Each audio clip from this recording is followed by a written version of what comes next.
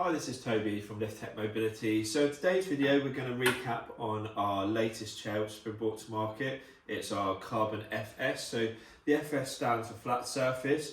It's a very lightweight chair with very strong carbon fibre structure.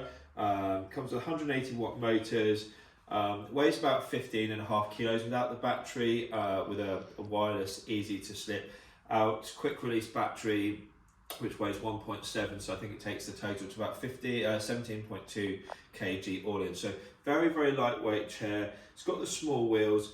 Small wheels and lightweight chairs mean the chair should really be used on flat surfaces, or not too harsher terrains. If you start going for more harsher terrains like UK pavements where you've got cambers, lots of curbs, bit of grass, dog walking paths, you should always be in what's called multi-terrain chair territory, which are basically the ones over here with the bigger wheels.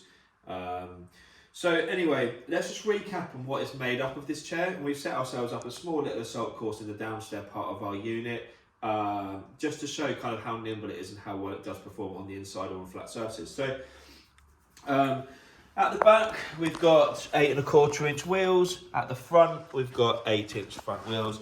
They're spongy and as big as you can physically go for front wheels, just to give it a little bit more capabilities. You don't want the wheels to be too hard, because when you are on any sort of lumps and bumps, you will feel them more. And a lot of the demographic that will be buying these chairs are either people that use them for travel chairs or occasional chairs for day trips with their families, or a lot of it is going to be for the older generation, and they're going to be much more susceptible and they're going to feel bumps and lumps much more than the younger generation, the average person. So as I touched on, very quiet brushless 180 watt motors at the back. Down is electric mode, up is freewheel mode. At the back we've got our control unit, at the front we've got our joystick, and underneath we've got our battery, which is a quick release battery, which is a little clip here which you ping to pull straight out, which I'll demonstrate in a minute, because the easiest way to take the battery out is actually from a folded position. So what I'm going to do quickly now is just recap on things. So to remove the joystick, you've got two arrows. You twist that so it's unlocked and you just simply pull. And here, to unlock, you twist and you simply pull to remove. That normally could go in this underbag for them being folded and put into a car. I'm not going to do the zip up. Hopefully it's not going to collapse out of me. So to unfold this chair, it's very simple. First of all, we're going to put it into electric mode, tap, tap. So now I can use these wheels as a balancing point. We're going to we're going to press down on the red release. I'm going to lever the chair forward a bit, and then we're going to bring the chair back. And then we're going to lastly pop in the wheels and then the foot plate. So if I want to now remove the battery, what we do, if we come and bring the camera in, and you can literally see the quality of the carbon fibre here. So it's none of this plasticky carbon you see on all the other chairs in the market. This is high grade carbon fibre. It's incredibly strong. There is actually, the max load is actually 150 kg on this chair. I've actually reduced it to I think about 110, 120, because there's no way a 150 kg person would be in this chair. Plus, really, because it's a small wheeled carbon fibre chair meant for flat surfaces, you don't want heavy people in this chair anyway. So I'd say really most people using this chair, you want to max user weight of about 14 stone really on this. If you've got over 14 stone, you probably want to be in the big wheeled one, simply because you're going to get far more out of it. Yes, it could be sold to someone that weighs more, and yes, it would hold your weight. However, you're not going to really get the right use case out of the chair. Right, so to release the battery, it's one hand under here and pull at the same time. So this is an 11.6, I believe, AH battery. Still within flight regulations for the one battery, so it can be used for travel. You'll get a rough range, I would say, of about 13 miles on the one battery. However, a real world range would be more like 8 to 10. And that will mean that you could do the odd hills. We're going to line this up in the little tram lines and push, so you hear a click. And now we're in. Okay, so to unfold this chair, what we do is we stand from the side, open the foot plate out, lean the chair forward, and we're going to push again. Reverse again is push down, lean forward, bring back, hands together. Got my wheels a little bit caught that time, and then foot plate in. We can, however, stand behind the chair, so you've got lots of leverage, lean it forward, and snap as well. The good thing about this chair, which is great for the older generation as well, especially, I mean, this is the cushion that comes to stand with it. This is very small. The idea is to make this chair as small and as lightweight as possible. However, we can add any one of our upgraded cushions. From up here, we've got, you know, something like a 3-inch contour cushion would go very, very well with this chair. Which, yeah, you'd remove that for folding, however, but it'll go very well with the chair. And it means you sit up more, which means getting in and out of the chair for people with weak legs, much easier. And if you did have that cushion, a great feature of this chair, so if we move this up, so it's up for up, down for down, but not only does it go up and back, sorry, not only does it just go up, it goes up and back, which means if you do actually want to get right underneath a tea table for eating, drinking, working, whatever, you have no restrictions with your elbows knocking at all. Also means you can get in or transfer from way more angles. So if I had to transfer to a bed right now, I can get the bed to here, meaning I've got about 2 inches of clearance, of a little gap, between the bed and or whatever I'm transferring from the seat to the chair, meaning pretty much anyone can transfer very easily. The other good thing about this chair is the footplate flips back flush, meaning when you go to get in it, it's very easy and you're very close to the chair to sit down. Okay, right, let's attach the joystick again and let's do our little assault course. So I'm going to get my joystick out of here, I'm going to place it in the end of the end of the armrest. We're going to then twist this up to make it nice and tight, and I'm going to have this on the outside rather than the inside. When I line the arrows up, push in, and we're just going to twist the middle bit to make it a secure connection. Okay, so I want to make sure that I'm in electric mode. I know that I'm in electric mode because I can't push the chair like I could do in freewheel mode like that. So I know I was in electric mode, which means when I go to turn the joystick on, it will come on. Okay, so we're going to do this all in speed level 3. Let's go through here. Let's go through doorways first of all. So you've got 2 things you can do when going through doorways. You can do what's called a pulsing technique, which is basically when you go stop, start, stop, start, stop, start. It's a way of always maintaining under braking, because what people tend to do when they go through doorways is they panic. So when they panic and they're going forward like this, when they tense up, they actually push down harder on it rather than just releasing their hand. So by doing the pulsing method, it stops that. So this is what all beginners should be doing when going through doorways, or edging themselves towards a curb so they don't overshoot it, so they get that right balance of leaving a couple of inches before the curb just to go up it smoothly.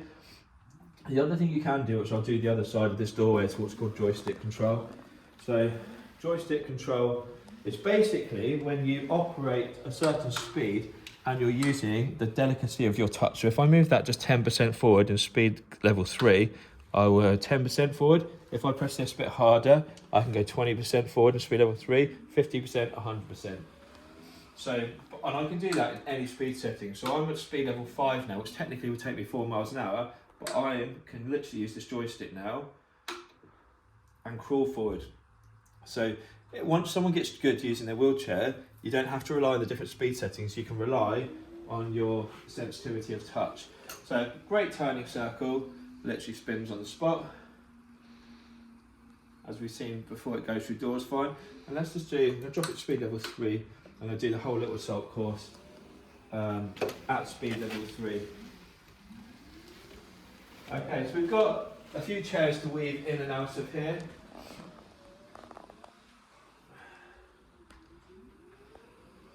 So pretty simple, and it goes in and out very easily. It's one advantage of the narrower chairs with the smaller wheels. They do delve kind of in and weave in between things easily. Stopping distance is good as well, so if I want to stop now because someone ran out in front of me, and when I pull off, it's pretty quick to engage the motors in these. As you can also hear, it's pretty quiet.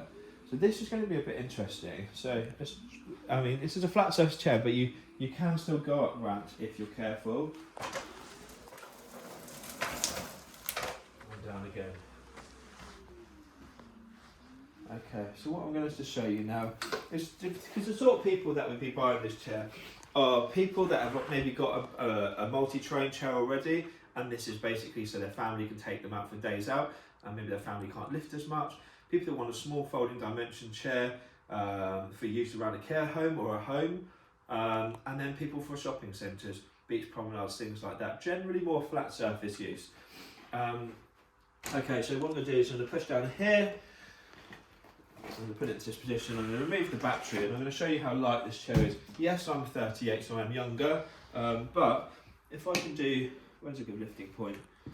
You know, I can lift that with one hand, pretty simple, as my left hand as well. We lift that quite easily. So if someone is older and it's the woman that's in the chair, and their guy is 70 or 80 and he wants to be able to lift it in and out of the car, fine, because they're going to use it for around Sainsbury's and things like that, or days out to the beach and the beach promenade. This is how you lift it. One hand under here, one hand at the back, and then you just roll into the car. So yeah, I mean, it's an incredibly lightweight chair. Like, this is 15.5 kilos now. That battery is like, it is light. I can almost lift it above my head. So yeah, it's just if you buy this chair for the right use case, you're not going to be disappointed, because one thing against all the other carbon chairs in the market, which aren't even really carbon, they're carbony plastic, and you can see if you had a demo of this chair and then had a demo of that, it's like night and day.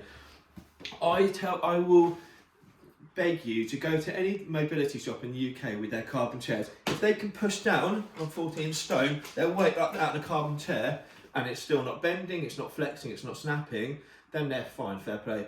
But you try to do that on our chair and you try to do it on their chair, I guarantee their chair, or the guy on the top looking like you've lost the plot and like, why are you trying to ruin our products? The fact of the matter is, you should be able to push weight down on the chair, up and down, to be able to get yourself in and out. So it just shows the durability and strength and the confidence we have in our products. Hence why we do videos like this. Hence why we take people outside, normally in all of our videos, and show them like tackling curbs or cambers, because we know that it can do them. We're not hiding anything here at Liftech. So do your research on buying chairs, because there's such a difference, like I always say, between different price chairs. You're not ever going to get a good quality chair that costs $1,000. I mean, it's impossible to actually see. If anyone's advertising a chair for anything under £2,000, it's not real carbon anyway, because it's physically impossible to make a proper carbon fibre chair for under £2,000.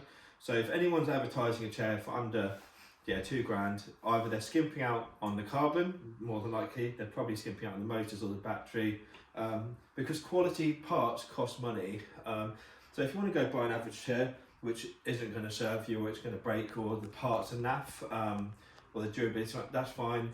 But if you want quality, get the right chair for the right company, because like in anything in life, you get what you pay for. And especially with stuff like this, you want it to be as safe as possible, you want it to be durable, you want it to last as well. What's the point of spending £2,000 or something, which the battery's going to die after a couple of years, because you've skimped out.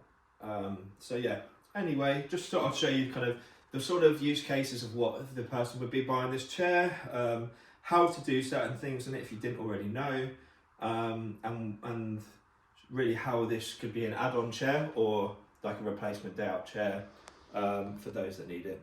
Anyway, look forward to seeing you in the next video, and like and subscribe to our YouTube channel and our Facebook page. Take care.